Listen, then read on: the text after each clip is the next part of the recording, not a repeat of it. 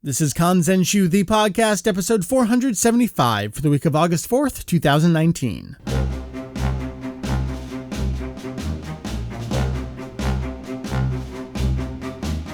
Well, hello, welcome back to Kanzenshuu, the podcast, an extension of the all-encompassing Dragon Ball fan site. Kanzenshuu. We cover anything and everything Dragon Ball in hopes of enlightening and a little bit of entertaining. Back in your ears, it's the same duo. Mike, that's me. Meri, that's you. Hey, that is you and me. And we're back again for more shenanigans. We are. A little Sooner bit than we thought. Yeah, well, actually, it's been longer than I wanted in between episodes, which is standard these days. It's summer, you know? But you and I talking, this is going to be a follow-up, actually, to our last episode. There was such a good amount and good type of feedback that I wanted to kind of go through a bunch of the comments that we got from a variety of sources and a variety of people. That's great. Yeah, from the last chat we had, you and I, we did a 20-year look back at Captain Ginyu Assault, the first in-house production from Funimation for Dragon Ball Z. Now, actually, something I don't think I mentioned last episode,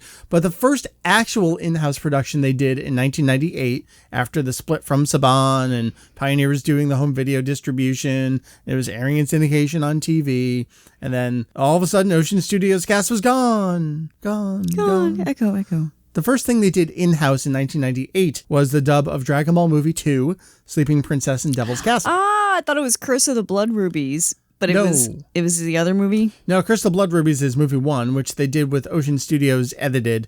That's a sore spot right now, Curse of the Blood Rubies, but that's going to come back around as a topic. I think when, we talked last time about collective trauma. I think this is another current.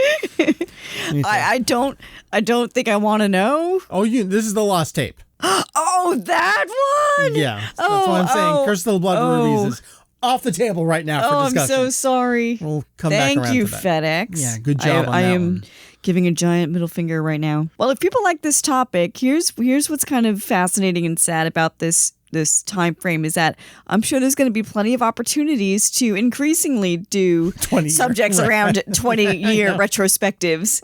In fact, I've already missed the 20-year anniversary of my website, I guess. Yeah. That's depressing. Well, we actually have a comment about... I'm so glad I have no idea what you have planned. Exactly. I'm just babbling. I'm like, yeah, we're old. And here's some topic ideas. By the way, Meri, actually... We'll come back around to that. But we actually have a twofold episode for you this week. I have been meaning for quite some time to start up. This is one of those people don't want to hear about the wiki until they can actually read it. All right, we're not ready for that yet. However, the hype train is on. What I've been wanting to do is pull in some of our wiki administrators and editors and just start sharing stuff. Like, what have you learned? What are some of these amazing revelations we've all collectively come to as we're tossing things around? We have such a great batch of people working on things. So someone learned something, that in turn prompts something else, and then we can be like, Julian, what the hell does this mean? And then he can give us historical context on things we didn't even know had anything to do with Dragon Ball. It's so goddamn good. And you got an army of people behind the scenes, exactly. Which I love. It's the Kanzenshuu army, the unsung heroes. Infantry number 1 on the front lines this episode. I've been playing a lot of Fire Emblem, Three Houses, so I'm all about just throw the fodder at the facts and get things translated. All right, so infantry fodder number 1 this episode. Joe, a different Joe, a more different Joe. More Joes. Many Joes. JRP, he's going to join me to talk about, he's got this amazing page he's been doing on the wiki, which is real life references in Dragon Ball. And so we're going to discuss a couple of those. I say a couple, but it's so good. So stay tuned for that. That's actually going to be the first thing that we do for a topic. So you'll dip away for a little bit on that, and then we'll come back and talk about Ginyu feedback and all that stuffage. So that's actually what's on tap for you this here episode, this here week on the podcast. So Meri, thank you. It's been a pleasure. Goodbye. See you in a little bit. We'll come back around. So enjoy the chat with Joe and I talking about real life references in Dragon Ball that we're documenting on the wiki, and we'll come back around again. In our first, I guess I need to come up with a name for this, like, what's happening with the Wiki segment. So I had this plan for a while, actually. I've been meaning to do it. And the person you're about to meet messaged me the other day and said, hey, we're doing the Wiki. I think this would actually be a good idea. And I'm like, you know what? That actually was my idea. And because you said it, well, now I'm going to do it. So actually a new voice for the podcast. I'm so excited. Joe, we have many Joe friends out there. This is a more different Joe. JRP is what you'll go by. I don't know how much you want to introduce yourself, but that's you. Oh, that's me. Well, I can be JRP, but if you just want to call me like Joe number 27, that's okay too. I don't mind. That's fine. All right. You got to be careful with what you say because I put custom titles on the forum. You're going to end up being Joe 27 at this point. Oh, dear. Welcome. So I'm so excited to have you here. You have been a longtime friend of the site, and you are someone who is academically invested in research and knowledge. And I've always appreciated a lot of your posts. I feel like one of the more recent ones, and I think this was one of the reasons why I was like, I wonder if he wants to work on the Wiki with us. You were asking about Dr. Brief's cat, Tama, and the name. And I'm like, oh yeah, I know information about this. And just between the couple of us, we were, knocking out some of the info there. I'm like, this is the kind of thing we need to be doing and do on the Wiki. And I'm pretty sure that was the impetus for me asking you. So thank you so much for joining us and hanging out in secret on the sidelines. Well, I'm very glad to be here. I'm very glad that, my interest in that fuzzy little kitty has helped us come together like this. So it's been fantastic. Right. And working on the Wiki is a lot of fun. I have so much fun doing it. I really think that the bunch of us working on it have some of the best Dragon Ball conversations that exist that no one else is privy to. So part of the point of these little recurring mini segments up until whenever we decide to formally launch the Wiki. We just want to share some of the knowledge, some of the things we've learned along the way. Similar to when Julian and I will look at guidebooks or magazines or something and talk about interviews that we haven't formally translated for the site, but we think we can get some conversation out of. Think of this as like the Wiki side of things. Why don't you give me just a brief little rundown on some of the things that you have been working on for the Wiki? And then we have like this little side thing that we're going to focus on. But what are some of the things that you've been doing? Well, I like to characterize my work on the Wiki as random access procrastination. That essentially means that I keep jumping around, I keep getting some great ideas, and then I go and do them, and then I get 3/4 of the way through, and then I go and do something else. And I have a whole bunch of logs on the fire right now, but it's great. Working on everything from episode summaries down to, for some strange reason, working on all the Cell Games filler, because what could be better than talking about filler? I love that stuff. And you know what? That is the Kanzenshuu way, which is to get 3/4 to 99% done and then never actually finish it. What we're going to talk about today, we all have our little pet projects in addition to main things like, all right, yeah, character bios and episodes, like those form the underlying basis of the Wiki. And we'll talk with Therese at some point in the future about what her vision is and what she kind of wanted to have set before we really showed things off to the world. But we all do have our little side pet projects that we want to work on. I've got random video game stuff and things that no one cares about. You have this awesome page that you've been working on that is just a giant list of the coolest stuff in the world. Tell me a little bit about it. Well, I don't know if it's the coolest stuff in the world, but it is the coolest stuff to me. It is a list of real world references in the Dragon Ball manga, and getting now into some of the anime and movie only references, which is quite great. I know that there's been some really fantastic documentation over the years in terms of Toriyama's vehicles, and I got to tell you, I don't know anything about vehicles, so I'm desperately underprepared for working on that. But he also lists tons and tons of movie references and sly little asides here and there. Everything from the obvious Android 8 as Frankenstein's monster down to substantially less obvious references. And I've been going through as best I can and categorizing and cataloging all of the references that I've been able to find. I'm positive that I'm missing probably more than I'm catching. But every now and then you just find yourself in a manga panel or something and you realize, man, this goes really deep. And then you realize a weekend has gone by and you've looked at one panel, and that's really the best possible thing that can happen. What were some of the ones that kind of got you going on this? Was it like Buddhayasa and Bali, that kind of stuff? Some of the things we know about? Yeah, the Bali references are fantastic. And as I dig, I keep finding more, just background references to like cities and place names in Bali that I've never heard of and have no particular ability to go to. I think we even found a temple that may have been used as some of the background for the temple complex in the Budokai arcs. But not sure yet. Not quite an exact match. Don't want to go there. But it's all fun stuff. Well, why don't you give us a couple highlights? Some of the what you feel are some of the coolest items that you found. Some of these real world references in Dragon Ball. Yeah. So we're gonna go deep cut here, and all right. I'm very happy. But the first one that I wanted to talk to you about is the Turtle Hermit's bookshelf. And this seems a little bit strange. But so you take a look at Dragon Ball Chapter 24, that's May 1985. Very important date to keep in your head for just a moment. This is right as Goku's arrived at the Turtle Hermit's house for the first time and is about to locate for him a date.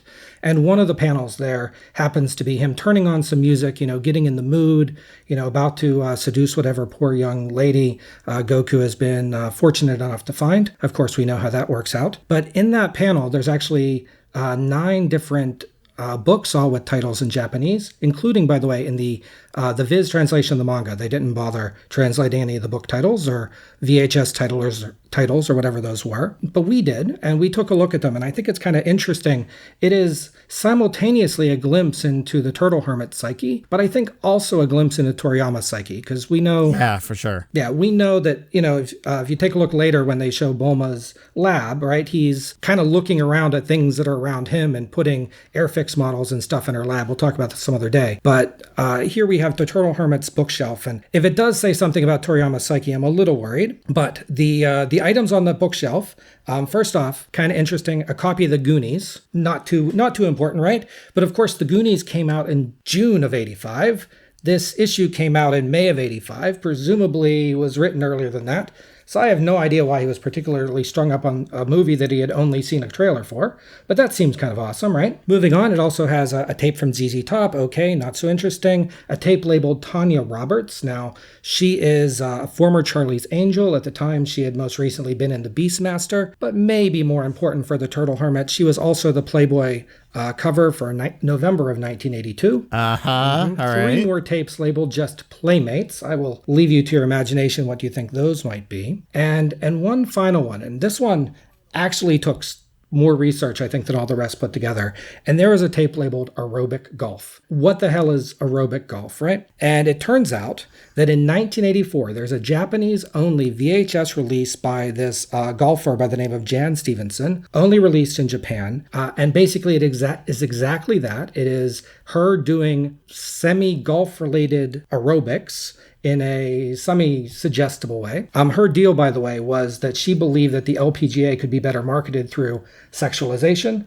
Obviously, the aerobic golf tape was one way that she thought that she might encourage people to watch golf. I don't really agree, but at least we can say conclusively that the Turtle Hermit was probably more interested in golf after watching that tape. So that's it. So that is like literally one panel. You can just dig and dig and dig at some of these things, and the more you go, the more you realize that, my goodness, that well is very deep. I love the idea of Toriyama's just drawing this panel for the scene. It has no relevance to anything really, but he's looking around his own home office like, all right, I gotta draw a bookshelf. All right, what's on my bookshelf? What am I interested in right now? What's making me hot right now, I suppose.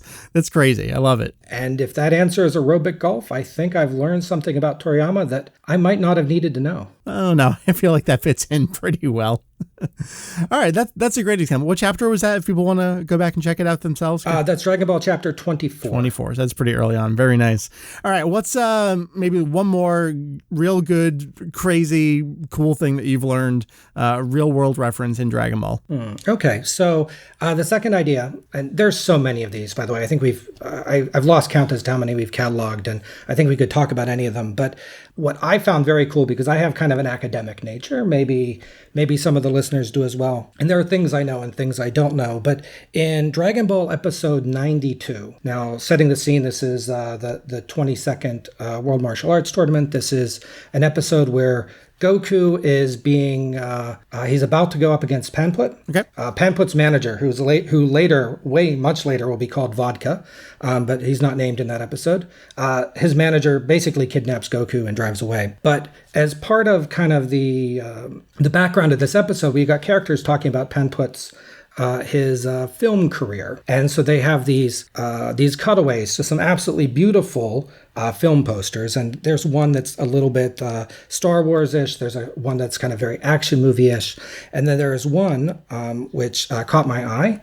It's a poster not based on the real-world poster, but it's a poster for the movie Rumblefish, which, I mean, we were looking at this trying to figure out, okay, what the heck does Rumblefish mean? What Japanese magic is it? And it's not Japanese magic at all. It's actually the name of a S.E. Hinton book. And Rumblefish is, in that book, apparently their special name for betta fish. This doesn't matter, except to say that it's a beautiful poster for this movie Rumblefish that Penn put us in. And at the very bottom of the poster is your directed by credits and acted by credits.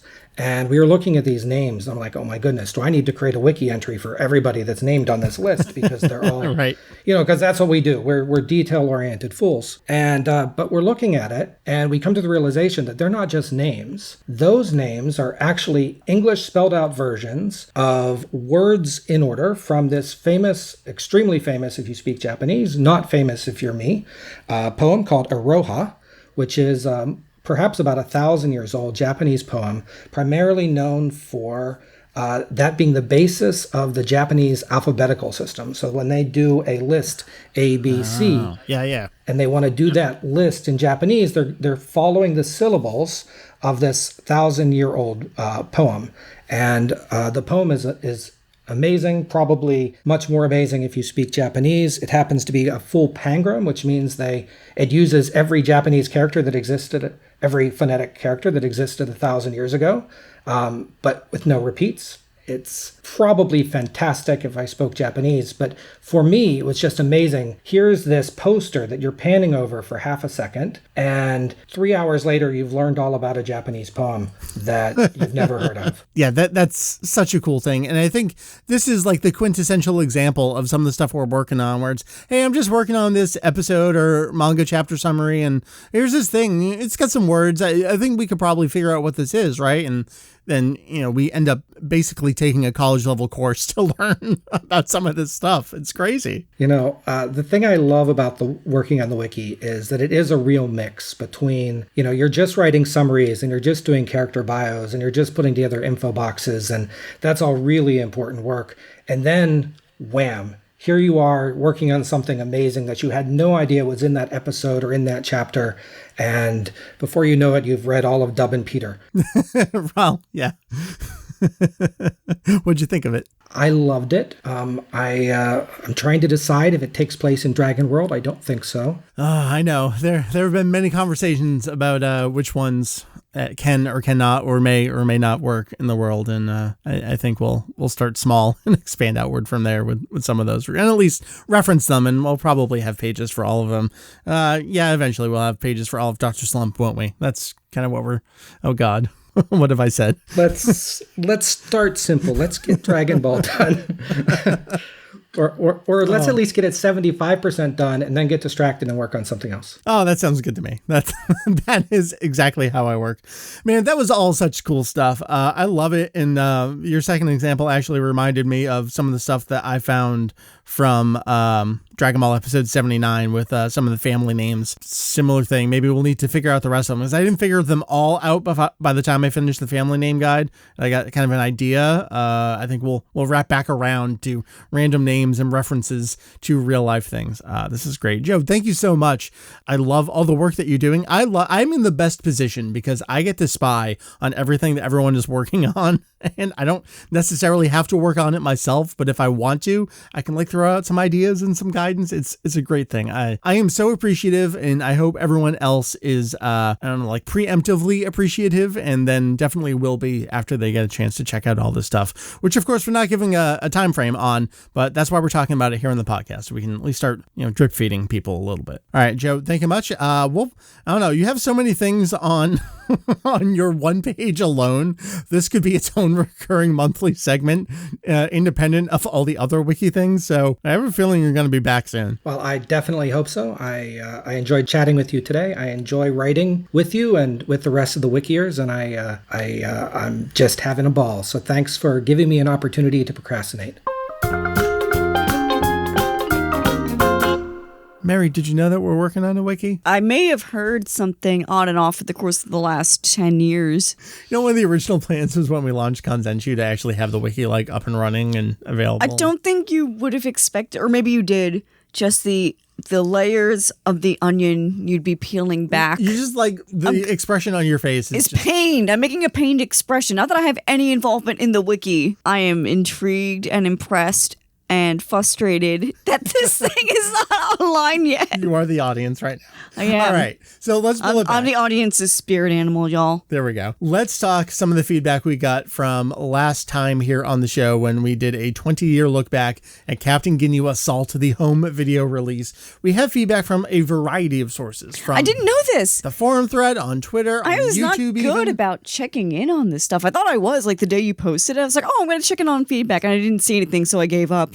But I guess you know the hot places to look, apparently, and I'm just a sloth. So all right. Take it away. I'm going to start. This is a longer comment we got on our forum over on Kanzenshuu from the big boy. So let me read through this. A couple paragraphs. This is probably the longest one we have here. The big boy says, "Great episode. I have some real distinct memories of these releases. It was the summer before high school. I had never seen the Japanese version of DBZ. I only knew about the original version through some websites I read on the internet, which I didn't have. I had to rely on the neighbor kid's computer.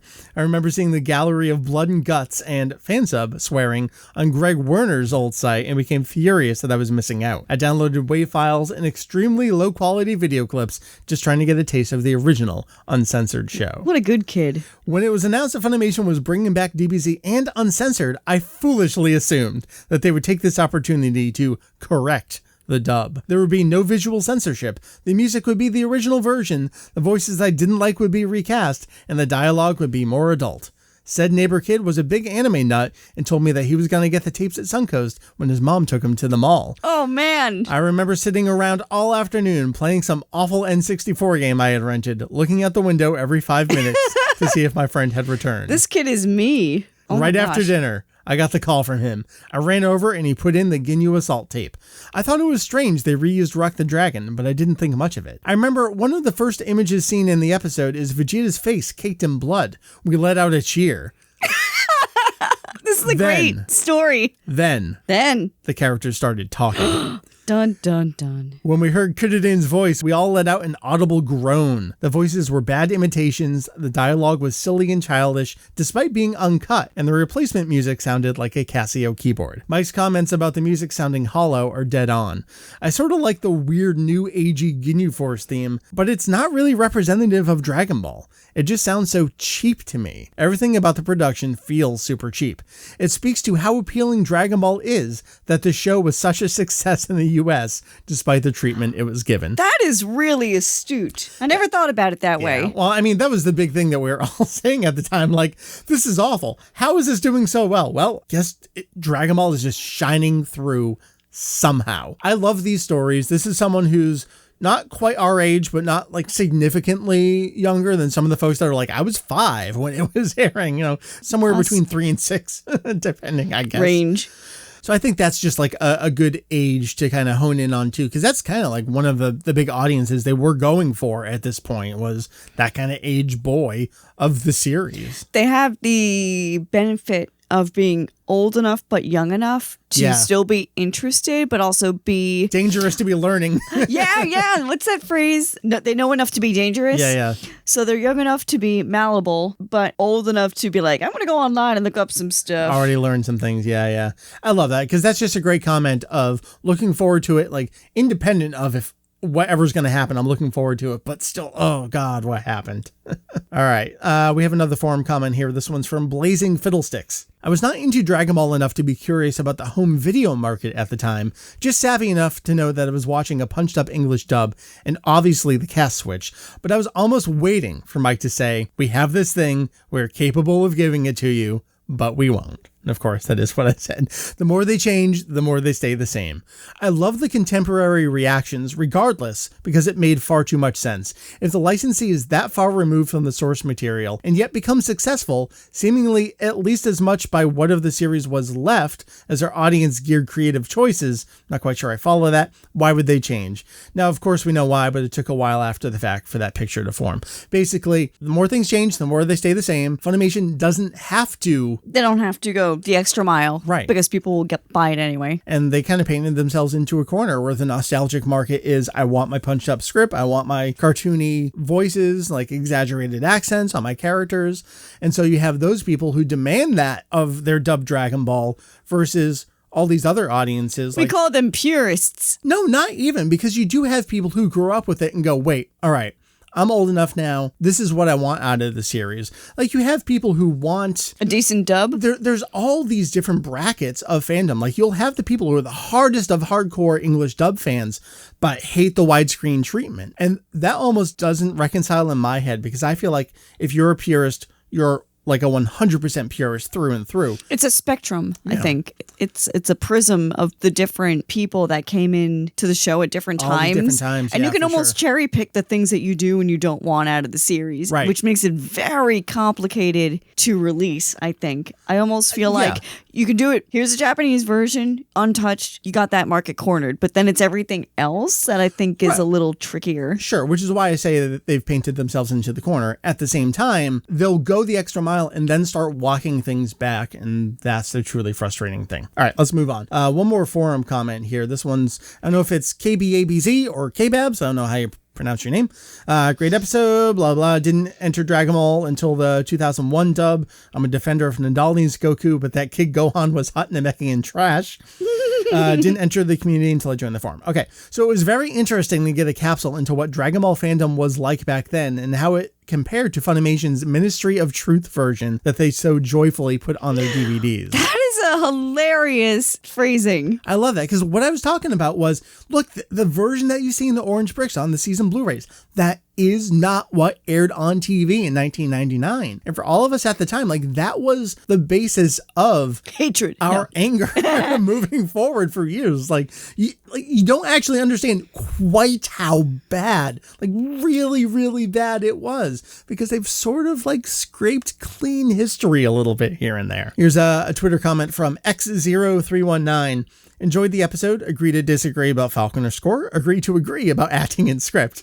Was the version of Ginyu Assault on the uncut VHS the 27-minute version that was included on the DVD single? Ooh. Yes, so the way we know the numbers from the original syndication broadcast, 35 episodes were cut down to 26 for the first season, and then as we got to like episode 67, 68, that was cut down to 53 in the second broadcast syndication season. So then when they got to Captain Ginyu Assault, they were in a weird place where it was supposed to be episode to episode, like 1-to-1 corresponding, but because they had cut a previous edited dub midway into an episode.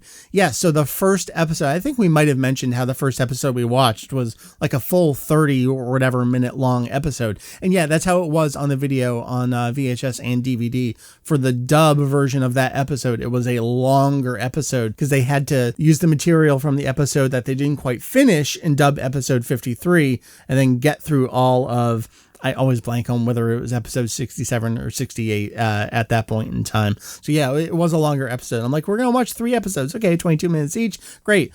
That first episode just didn't stop. It just kept going. You were talking earlier, Meri, this is what I was hinting at. How many 20th anniversary retrospectives can we do? That's funny. Garrett says, so this means we're not getting a 20th anniversary discussion on the Orange Bricks? No, you are absolutely not. We are not going. I can't talk about these things anymore.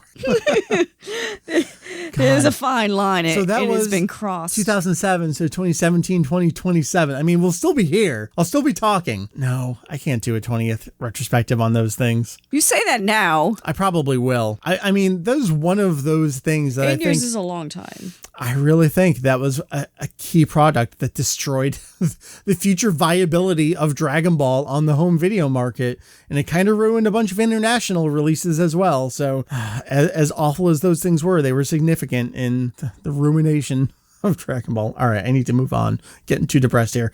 Twitter comment from DJ Tayo Ken. I'm listening to the Kanzenshuu podcast. I know exactly what Vegito EX, hey, that's me, is talking about when he talks about the Falconer score. The Falconer score is very similar to how Beats Audio processes the sound, in that it accentuates the highs and lows while drowning out all the mids. The Falconer score has incredibly catchy hooks. Remember, I'm quoting someone else here, but almost no backing track. It's bass, hook, percussion, and nothing else. Yeah, we've talked a little bit about that. I know someone else gave me a great forum comment in the past about like the actual sound and how it was produced. That's definitely it. It's like I'm listening to it and just going, there is something missing here. I think that's a great encapsulation from someone who probably knows more about music production than I do. They sure sound like they do. All right, here's a YouTube comment from Houston T. Kid. I remember buying these from Suncoast and noticing a big difference in the cover art.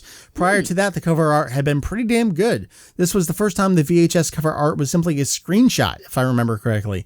Then I popped it in and immediately noticed a difference. I was fairly young, maybe in 4th grade, so it wasn't a huge deal to me other than Vegeta's voice. It took me forever to get adjusted to it. Yeah, so when Pioneer was doing the sub-license to distribute on home video, Funimation's edited English dub, as originally aired and distributed by Saban on syndicated broadcast TV. Just getting all those companies in there.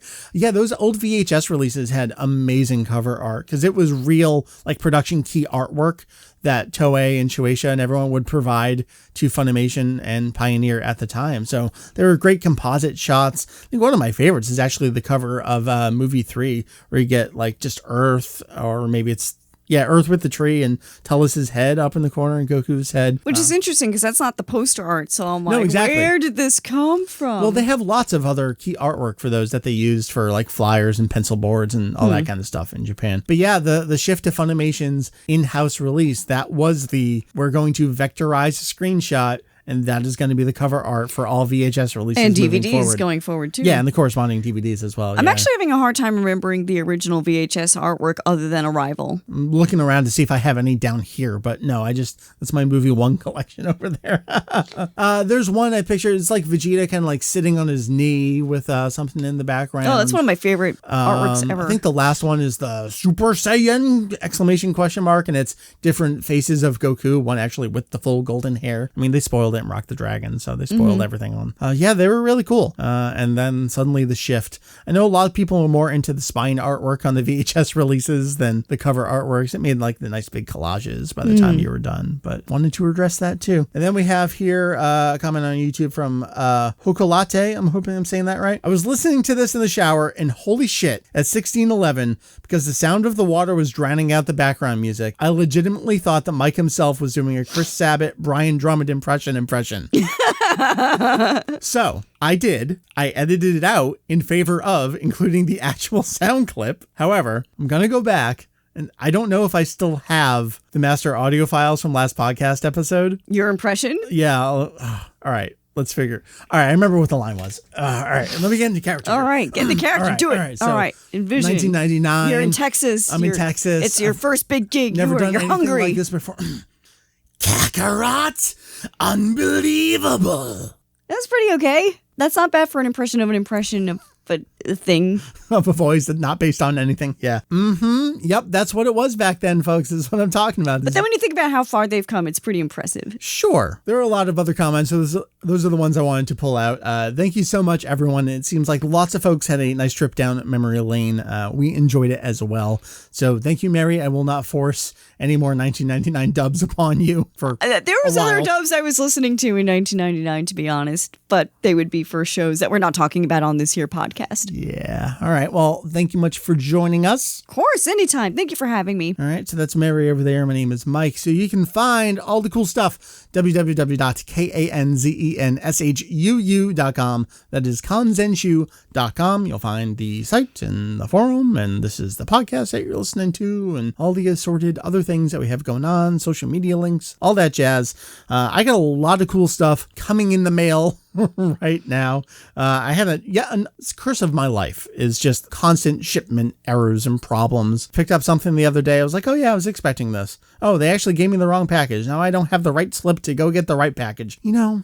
I think I just need Julian personally to deliver everything to me. Of course. Just send him back and forth. Probably That's a good part-time gig if you can get it. every other week or so. Just send him over there, buy a bunch of stuff, come back, hand deliver it to me personally. We can fund this. Yeah, definitely.